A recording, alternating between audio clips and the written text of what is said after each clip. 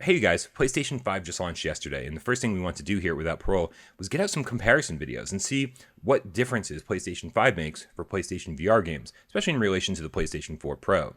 So the first game we wanted to check out was FIREWALL 0 Hour. First Contact Entertainment tweeted that they had made some PlayStation 5 improvements, and the first improvement we're going to see here comes pretty quickly when you load into the first map, or the first map we tried, in just over 13 seconds, which is a pretty big improvement over the PlayStation 4 Pro version, which takes over 30 seconds to get there. Now, this isn't going to be the instant, immediate load times you'll see on some native PlayStation 5 games, but the fact is that this is still a huge improvement, and it's hard to complain about that. Now, as far as graphical fidelity goes, it's kind of a different story. The game already looks great, and so comparing these things side by side, especially with frame rates that are moving faster than 60 FPS, YouTube just doesn't really allow us to show that. But something does feel a little bit more fluid here, and as far as the graphics go, I don't think you're going to see anything jump out at you, and even when you compare things like side by side like this, nothing stands out at all, but things do seem to have a little bit more depth in the world. And the same is going to hold true for Blood and Truth. London Studio had tweeted that on PlayStation 5, it'll have a higher resolution, higher frame rates, the highest detail assets used at all times, that's a fun one, and improved texture detail. But the first thing you're going to notice, obviously here, is that the first level loads in at 13.6 seconds.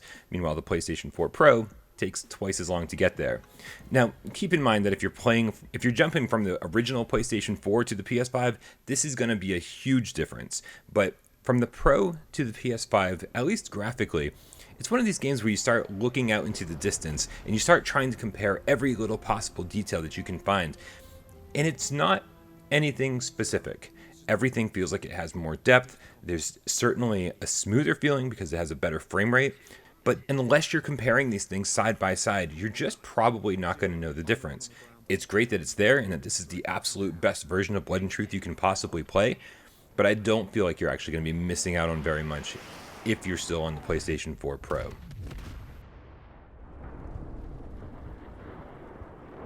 Hello, Nomad 2-1, this is Zero. You are green. And just for fun, I wanted to check out my favorite PlayStation VR game, Resident Evil 7. It's, I think, the best looking PlayStation VR game we have. So much detail, but in all fairness, when you enter some new areas, pretty frequently it has to drop the resolution considerably just to keep everything running at the proper frame rate. And so, checking out the early part of the game here, if there was any difference, I'm pretty sure it was all just a placebo effect.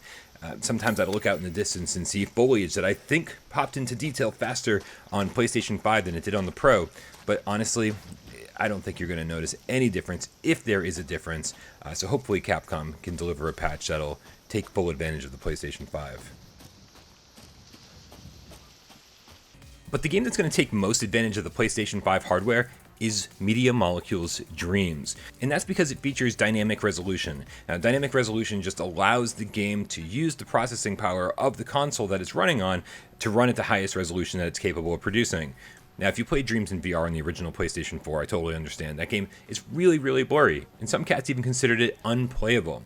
But when you compare something like Tectonic here, which already looked fantastic on PlayStation 4 Pro, it just becomes crystal clear on PlayStation 5. There's no shimmering in the distance, and none of that low-res cotton candy effect that Dreams is kind of well known for. So these were just some of my first impressions with PlayStation VR and PlayStation 5, and I need to know if you guys are interested in seeing more of these videos, and if so, what other games do you want us to compare? Load times, graphics? Just let me know in the comments below, and if you're interested, I'll keep making them. Thanks so much for checking out the video. I love you all.